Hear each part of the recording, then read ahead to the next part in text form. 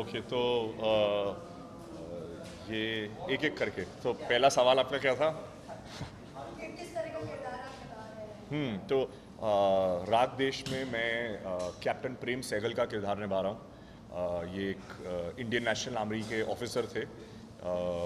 ये जो तीन अफसर थे आईएनए के जिन पे ट्रायल चला था रेड फोर्ट में, उनमें से एक अफसर थे और ये एक बहुत बड़े वॉर हीरो थे और मुझे लगता है इनकी कहानी ज़्यादा लोगों को नहीं पता है, इसलिए मैंने ये जो रोल है निभाने का सोचा, क्योंकि आई थॉट कि इस तरह this way I can get the story out to a lot more people.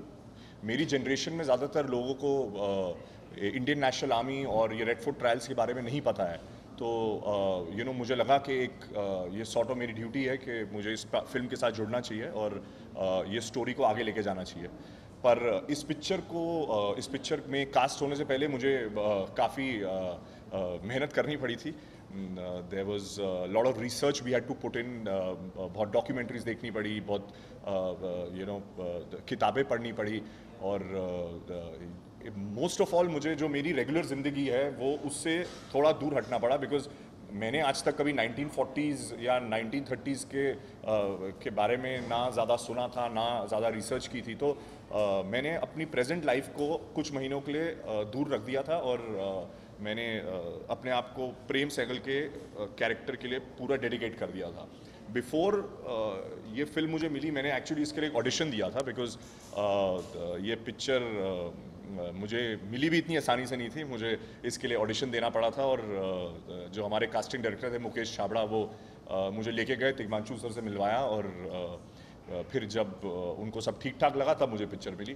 But today I am very excited that I am a part of such a important film of history. और तिग्मांशु धूलिया के साथ काम करने का best part ये है कि वो बहुत एंटरटेनिंग फिल्म्स बनाते हैं जिसमें साथ में आपको एडुकेट भी कर देते हैं, तो I think it's a win win situation.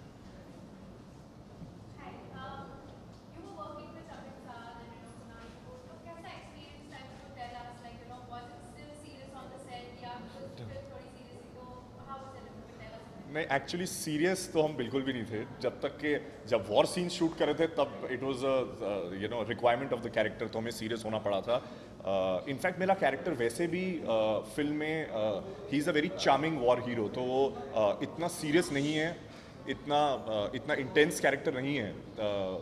पर अमित और कुणाल के साथ जब भी हमको टाइम मिलता था तो हम सिर्फ मस्ती करते थे।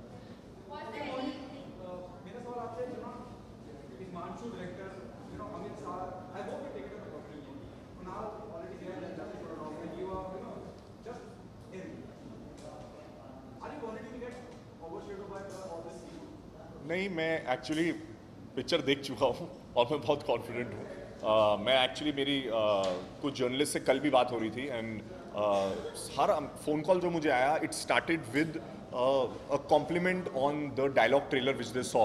तो कल से और आज में भी जो है मेरे कॉन्फिडेंस में बहुत फ़र्क आ गया and I am feeling very excited that already आपके ट्रेलर से अगर लोग आपको नोटिस कर रहे हैं और आपकी तारीफ़ कर रहे हैं, तो मैं वेट कर रहा हूँ कि आप लोग सब थिएटर में जाएं और पिक्चर को देखें और मेरे कैरेक्टर को भी देखें। सो आई फील हम लोगों की कास्टिंग इतनी अच्छी है और हमारे सबके कैरेक्टर्स इतने वेल एच्ड आउट हैं कि सबका अपनी जो जर्नी है वो क्लियर पिक्चर में नज़र आ रही है। और मैं हूँ नया, मतलब ये एक तरह से कुणाल और अमित ने मुझसे काफ़ी ज़्यादा काम किया है, मेरी सिर्फ दूसरी पिक्चर है, बट आई थिंक एनर्जी इतनी अच्छी थी सेट पे और सब इतने गिविंग थे सेट पे कि it all went very smoothly. Yes, ना एब्सोल्युटली, मैं तो अपने सारे दोस्तों को, अपने सारे फैमिली मेम्बर्स को, सबको दिखाना चाहूँगा। अर्जुन को, सोनम को, वरुण को, वरुण के भाई रोहित, वो भी मेरे बहुत अच्छे दोस्त हैं, वो भी मैं इंडस्ट्री में मेरे जितने दोस्त हैं मैं सबको बुलाऊंगा, सबके लिए स्क्रीनिंग करूंगा और सबको पिक्चर दिखाऊंगा, क्योंकि मैं अब काम किया है तो दिखाना तो पड़ेगा। मेरे को I got a lot of actually मेरे को स्टार्टिंग में थोड़ी शॉक वैल्यू मिली लोगों से कि मेरी कल एक जर्नलिस्ट से बात हो रही थी, वो मुझे बोल रहे थे कि मैंने जब आपको ये करते हुए एक्सपेक्ट नहीं किया था, तो there was a lot of shock value which is coming, कि लोगों को लगा था कि ये ऐसा रोल कैसे करेगा या ये कर पाएगा कि नहीं कर पाएगा, या ये यू नो होल्ड कर पाएगा ऑडियंस को, but I think now slowly it's going all in my favour. तो मेरी आवाज़ की तारीफ मुझे मिली, मेरे पर्सनैलिटी की मिली, और थोड़ी बहुत एक्टिंग की भी मिल रही है.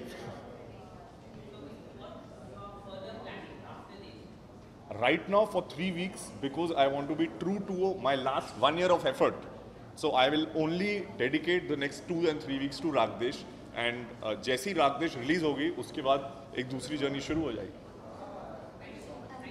Thank you, bye bye, bye, thank you.